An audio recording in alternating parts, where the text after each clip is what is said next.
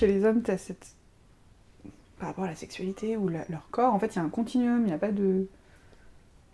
Il n'y a pas vraiment de début et de fin, si tu veux, de leur vie sexuelle ou vie reproductive. Même si biologiquement on pourrait en reparler, mais il n'y a pas de marqueur physique. Bah nous, t'as tes règles.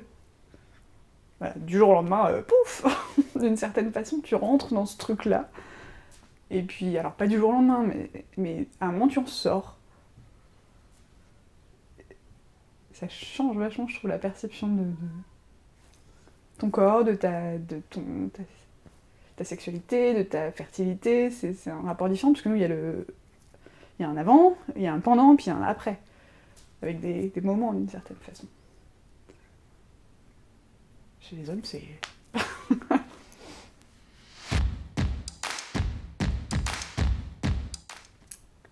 Je sais pas, en fait. Si, c'est un peu ouais, c'est la fin quand même de la période de fertilité, sorte de la fin d'un certain cycle naturel, d'une certaine façon, comme les règles ont pour moi marqué le début de l'entrée dans un certain... Ouais, je sais pas, cycle naturel, c'était ouais, cette notion de rapport avec la nature, et du coup là c'était une période où il fallait faire, je sais pas, faire des enfants, c'était une période assez particulière, puis là ça s'arrête. C'est pas forcément négatif, mais on sort de cette relation avec la nature bizarrement, ou enfin même si c'est bizarrement un processus très naturel. Ah, je sais pas comment exprimer ça en fait. C'est plutôt cette période ouais, de fertilité active, je pense, qui renvoyait à cet aspect de nature active, il faut se reproduire, il faut voilà. Et après, bah, ça s'arrête et du coup, t'es un peu libéré de cette pression peut-être aussi, de la sexualité, du fait de faire des enfants, ou voilà. Donc plutôt comme une libération. Ouais, d'une certaine façon, je trouve les règles assez contraignantes, par exemple. Faut y penser tous les mois, faut se préparer, quand est-ce que ça va tomber, faut anticiper, si t'es en déplacement, faut être équipé. Euh, Selon où t'es, c'est pas toujours pratique. Ouais, j'ai trouvé ça assez contraignant depuis le départ, et puis toujours d'ailleurs, c'est un processus naturel auquel on n'échappe pas, mais que je trouve assez contraignant. Ouais. Du coup, je vois plutôt ça comme une libération, ouais, d'une certaine façon.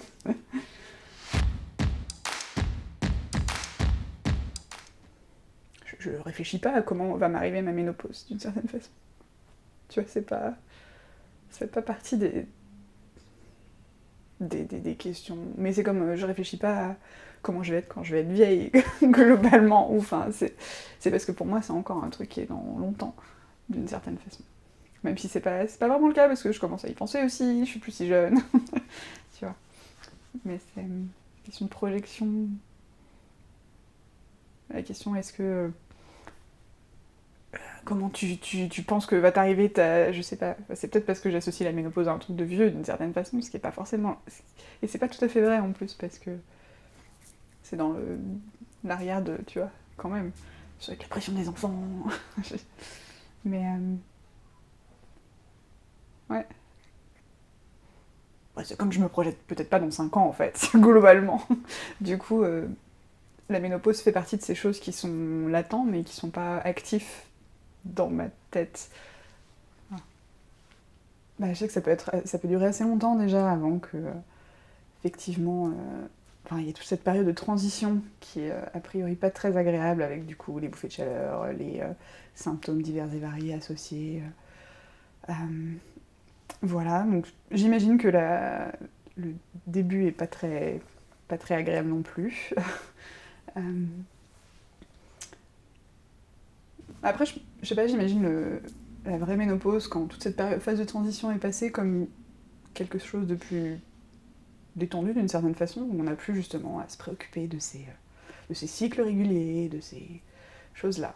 Donc un peu, ouais, peut-être encore une libération d'une certaine façon, paraître plus calme.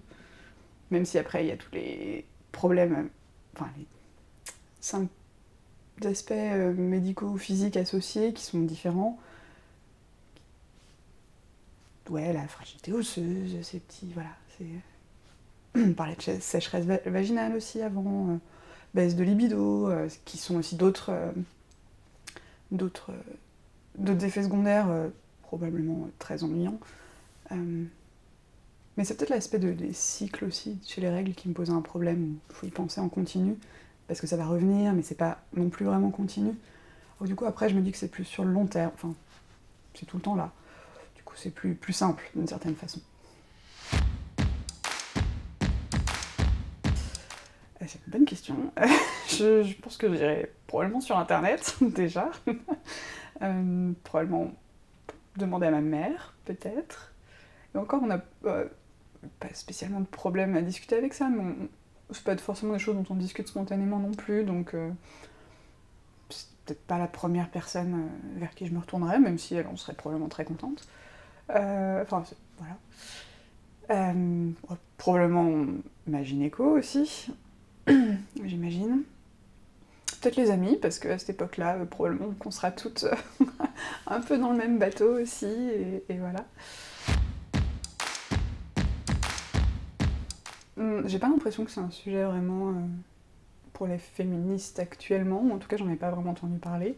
Alors, je suis peut-être pas très au courant, hein, c'est aussi une possibilité, mais je lis quand même pas mal de choses, et on parle de beaucoup de sujets, mais je trouve que la femme âgée, enfin les femmes âgées, ou du coup avec ménopause, c'est un peu la partie oubliée d'une certaine façon. On se concentre pas mal sur les règles, les femmes au travail, la sexualité des femmes, etc., etc. Et puis du coup, les femmes âgées, c'est c'est peut-être aussi, je sais pas si c'est lié aux femmes ou si c'est lié au fait, c'est les personnes âgées aussi qui sont peut-être un peu plus dans pas sur le devant de la scène, globalement, dans les débats de la société en général. Et puis peut-être pas encore non plus chez les féministes assez